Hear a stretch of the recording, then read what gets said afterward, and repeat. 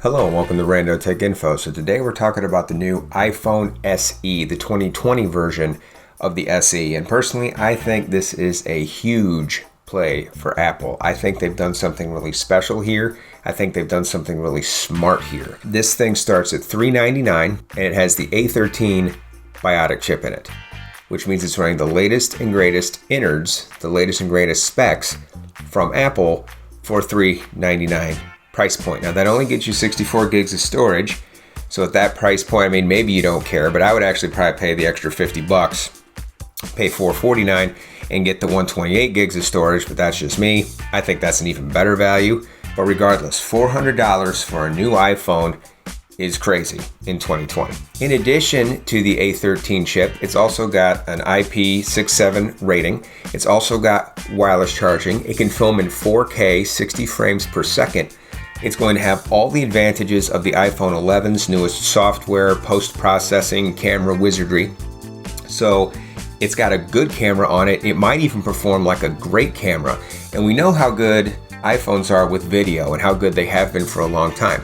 Think about this. Think about like a creator like me who's an Android user. Let's keep that in mind too. I'm not singing Apple's praises here because I'm an iPhone person. I've never owned an iPhone. I've always been an Android person. I very much prefer Android and its ecosystem. I don't have anything against Apple or iPhones in my household. My wife uses an iPhone. All of her kids use iPhones. Me and my kids use Android phones. So I get the best of both worlds here, but I've always preferred Android. Even I see the potential of this phone.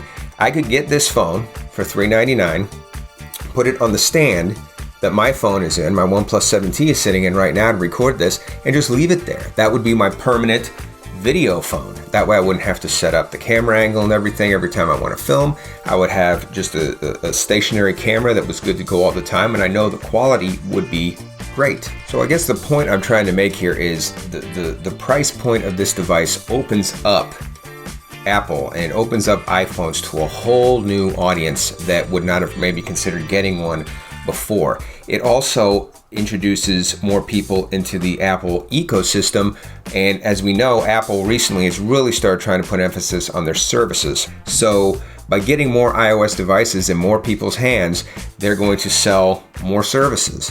So once again, just across the board, I think this is a good move. Are they going to cannibalize themselves a little bit? Are they going to sell a few less iPhone 12s when they come out later this year? Are they going to sell a few less iPhone 11s right now when somebody goes into a store to get the cheapest iPhone they can, and instead of getting the $700 iPhone 11, now they get the $400 iPhone SE? Yeah, that's going to happen. But I think in the big picture of things, just getting people into the Apple ecosystem, getting them on an iOS device is a really smart move by Apple, and I think it's really going to pay off for them, especially in the long term. This is even great for Android users, like I said, such as myself, people who normally don't even look at these products, especially if it brings down the price of the Android phones that are sold here. We just saw the OnePlus 8 series come out, the most expensive phones OnePlus has ever offered. Samsung, same thing with the S20 series, most expensive series of phones they've ever offered. I feel like this puts them on notice. I feel like this tells them, hey, you guys need to start, at least offering something at a more reasonable price point. Samsung makes more reasonably priced phones. They just don't typically sell them here. Their A series of phones, which is a very good series of phones, isn't normally sold in the US. So maybe something like this will put some pressure on Samsung and other OEMs to start offering more reasonably priced items here in the US. So getting to the meat of things, will this phone work on all the carriers here in the US? Yes, it will. It should work very well across all 3G and 4G networks. No 5G, obviously. You're not going to get a $400 iPhone that gets 5G, at least not in 2020. Maybe someday.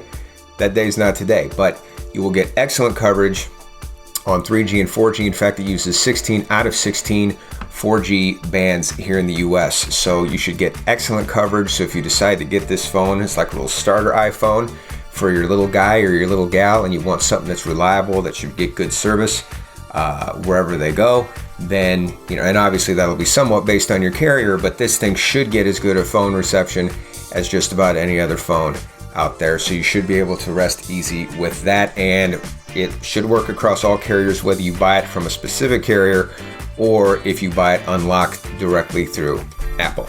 So that's all the information I have today about the new iPhone SE.